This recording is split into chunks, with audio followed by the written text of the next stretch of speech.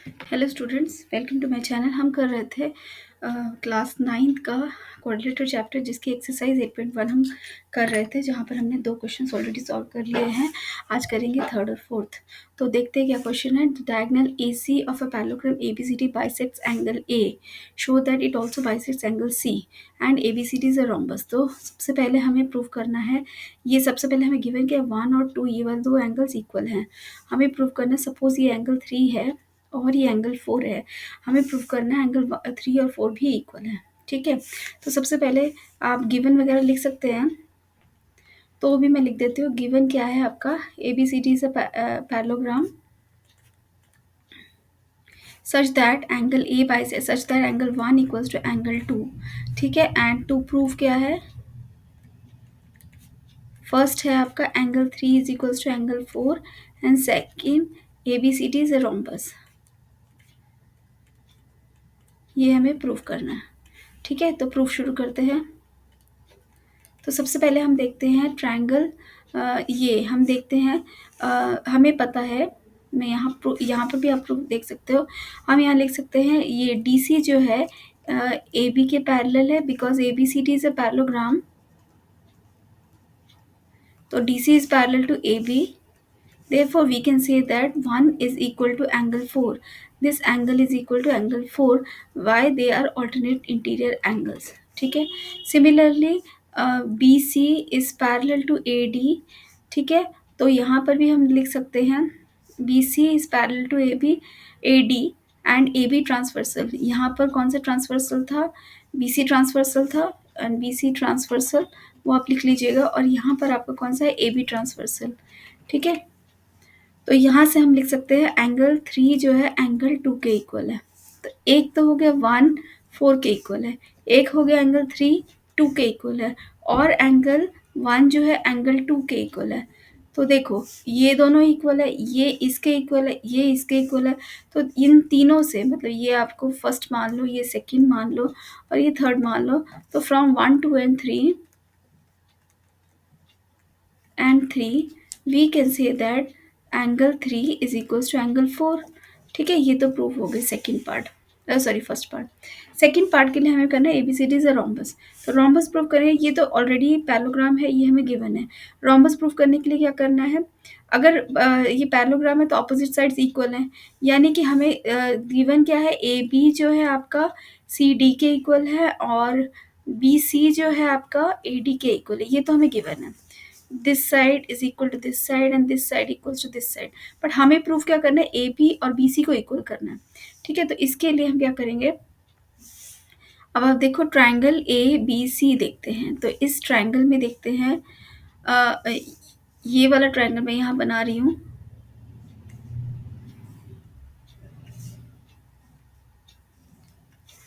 This is A B and C। अब आप इसको ध्यान से देखिए, आपको दिया, हमने अभी प्रूफ किया एंगल 1 जो है, हमने देखा कि एंगल 1 जो है 2 के इक्वल है, 3 4 के इक्वल है, 1 4 के इक्वल है, 2 3 के इक्वल है। तो 1 और 4 भी इक्वल हो सकते हैं। हम यहाँ लिख सकते हैं ये एंगल 1 जो है एंगल 4 के इक्वल है, तो ये 4 है। तो अब ये दोनों अगर एंगल इक्वल है, तो एक ही ट्रायंगल में दो एंगल्स इक्वल है, तो हम उसके ऑपोजिट साइड्स भी इक्वल हो जाएंगे। तो AB जो है आपका BC के इक्वल हो गया। तो अब देखो AB CD के इक्वल है और BC AD के इक्वल है, AB BC के इक्वल है। तो हम लिख सकते हैं AB is equals to BC is equals to CD is equals to AD। तो ऑल साइड्स इक्वल हो गए, तो therefore it is a rhombus. तो therefore ABCD is a rhombus. ठीक है, तो ये हो गया आपका थर्ड क्वेश्चन। ओके, देखते हैं क्वेश्चन नंबर 4। तो ABCD is a rectangle in which diagonal AC bisects angle A and C। यानी हमें दिया हुआ है, वही जैसे अभी वाला क्वेश्चन में देखा, हमें गिवन क्या है, ABCD इज अ रेक्टेंगल।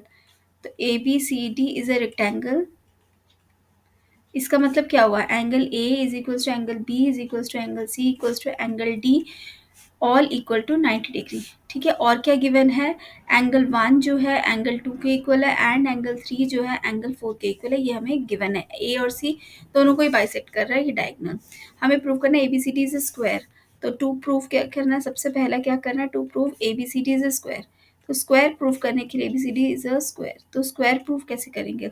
अभी हमने देखा 1 जो है 2 के इक्वल है, 3 4 के इक्वल है, और हमें पता है because AB is parallel to CD and AB is parallel to CD and BC transversal,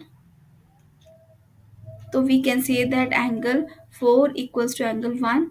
Similarly आपका हम लिखेंगे, यहाँ पर लिख लेती हूँ मैं, this AD parallel BC and AB transversal,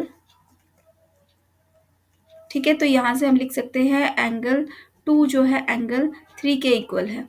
तो अब 1 2 3 4 इन चारों से हम लिख सकते हैं कि एंगल 1 और 3 इक्वल है, एंगल 1 इक्वल्स टू एंगल 3, ठीक है। Therefore angle 1 equals to angle 3।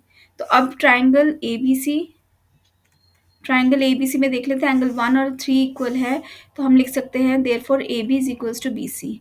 But AB किसके इक्वल है? AB ऑलरेडी इक्वल है आपके CD के इक्वल है, और CD किसके इक्वल है? सॉरी, AB जो ऑलरेडी CD के इक्वल है, और BC किसके इक्वल है?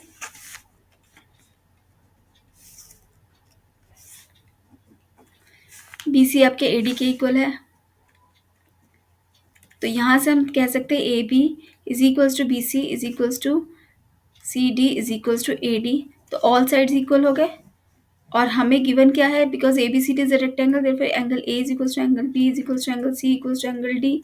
तो ऑल 90 डिग्री है, तो ऑल 90 डिग्री है और ऑल साइड्स भी इक्वल है, तो देयरफॉर और it is a parallelogram, it is a rectangle है, ABCD इज अ स्क्वायर, तो हम इसको कह सकते हैं ABCD इज अ स्क्वायर। तो पहला पार्ट तो आपका प्रूफ हो गया। तो सेकेंड पार्ट में हम क्या करेंगे?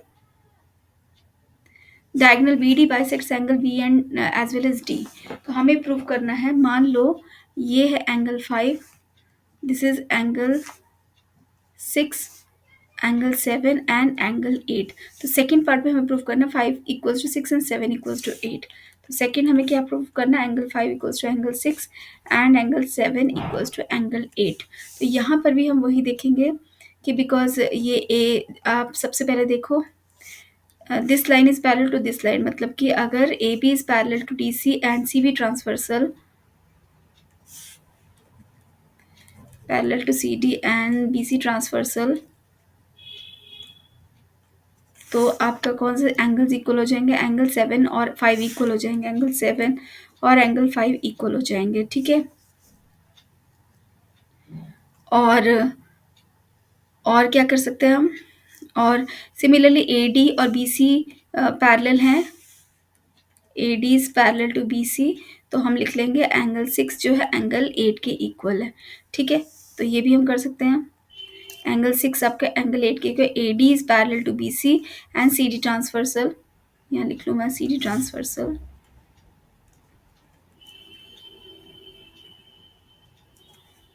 तो 6 और 8 इक्वल हो गए। अब हम देखते हैं, बिकॉज ये आपका एक स्क्वायर अभी प्रूव किया, तो हमारा BC और CD दोनों इक्वल है।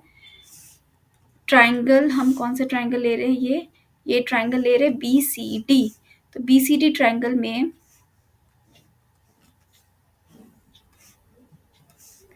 BCD ये एंगल कितना था? ये एंगल 6 है और एंगल 7, ये 6 और ये एंगल 7 है। तो अब हमें पता है, बिकॉज ये हमने लिया है DBC, ठीक है। हमें पता है ABCD इज अ स्क्वायर, तो therefore this BC is equals to CD। तो अगर ये दोनों साइड्स इक्वल हैं, तो इनके ऑपोजिट एंगल्स भी इक्वल हो जाएंगे, 7 और 6 भी इक्वल हो जाएंगे, तो equal angle opposite equal sides, ठीक है। तो आप ये लिख सकते हो equal angle opposite equal side, so angle 7 और एंगल 6 इक्वल हो गए। तो अब आपकी फर्स्ट इक्वेशन क्या है? ये 7 5 के इक्वल है, 6 8 के इक्वल है, और 7 6 के इक्वल है। तो यहाँ से हम लिख सकते हैं एंगल 5 जो है एंगल 6 के इक्वल हो जाएगा फ्रॉम 1 एंड 3।